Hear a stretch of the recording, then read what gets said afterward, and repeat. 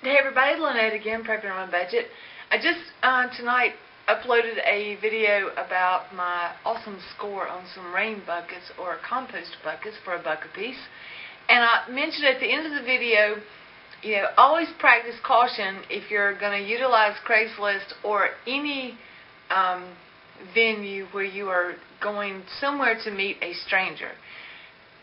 As I was typing that at the bottom of the video, or at the end of the video, I thought, that's a whole video in and of itself. So I'm going to expand on it a little bit. I'm going to tell you exactly what I did yesterday before I went to get the rain barrels that I was able to secure. So hang on just a minute. I'll be right back. Alright, first things first, it was a Craigslist ad. I didn't know the person. I was vaguely familiar with the area. So the first thing I did was Google the address that the guy gave me on the telephone. He explained to me that was his shop. He would give me the street address, and my GPS could obviously find it. So before I ever left the house, there was two things I did.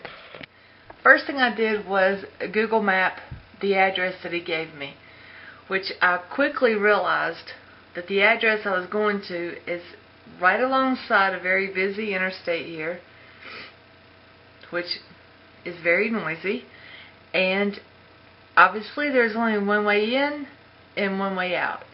The place that I was supposed to meet this guy was at the very dead end of the street. I mean, the street does not go any farther. So I knew going into the whole transaction that there was definitely one way in, one way out. Things I did before I left the house. Number one, I left a note laying on the kitchen counter that had name, address, and telephone number of the place that I was going, the person I was going to meet.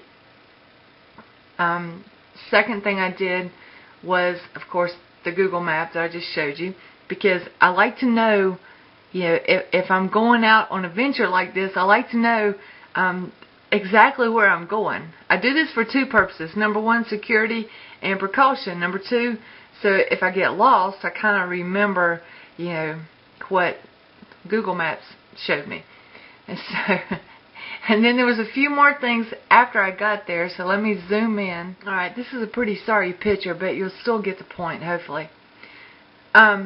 So when I approached the property, there's now, because this is obviously an old Google satellite photo or however they do it, there's a gate here. So I approached, there's a gate, his van was sitting over here, so I drove in. I'm driving a big F-250 Ford.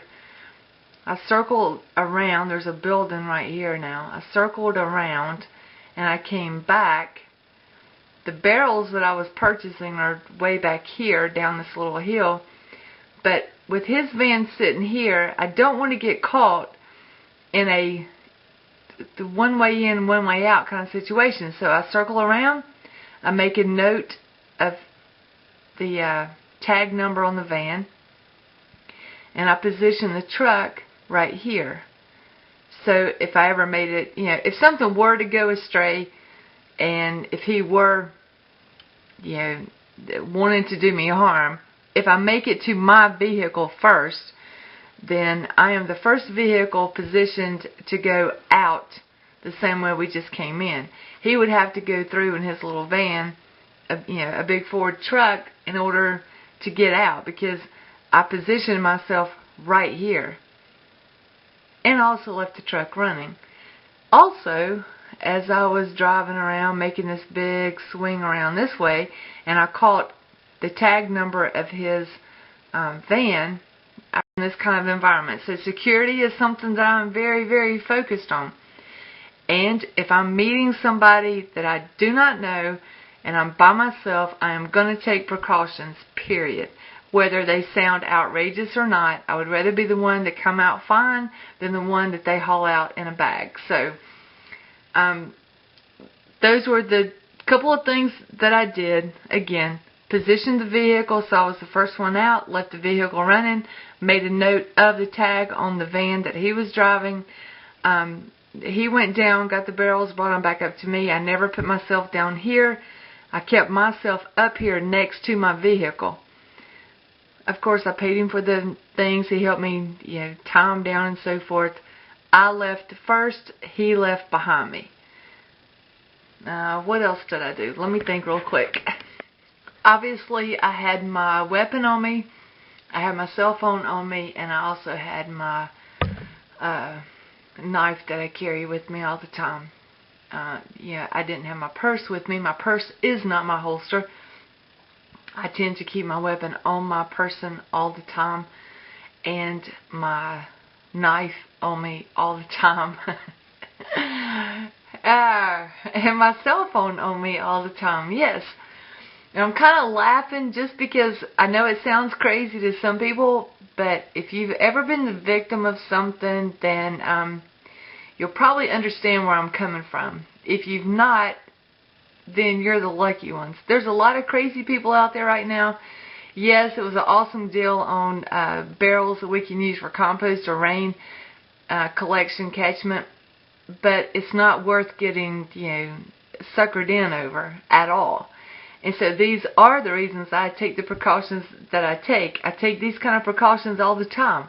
I'm the one in the parking lot at the grocery store, looking around, making sure nothing seems out of order. If it ever does seem out of order, I'm out of there. I'm just not gonna hang around for it. So again, maybe a little on the extreme side, but my extremities have, done me well. I let my guard down one time in my life, and that was the day that I had all those kids show up right in the kitchen, which I've talked about here before. So that's not going to happen again. And if you're dealing with strangers, total perfect strangers, you have got to take the precautions, because you don't know that person. You don't know, are they upstanding? Are they honest? Are they, they're never going. I didn't know what I was walking into. And so I try to prepare myself as best I can, and these are the kinds of things that I do. Hopefully give you a little bit of insight, give you a little bit of, maybe she's not totally wacko, and maybe you'll think about it the next time you try to, do a deal on Craigslist or do a deal with somebody that you don't know and you're having to go meet them somewhere. So these are the steps that I take. Hope it helped you out, and I appreciate you watching.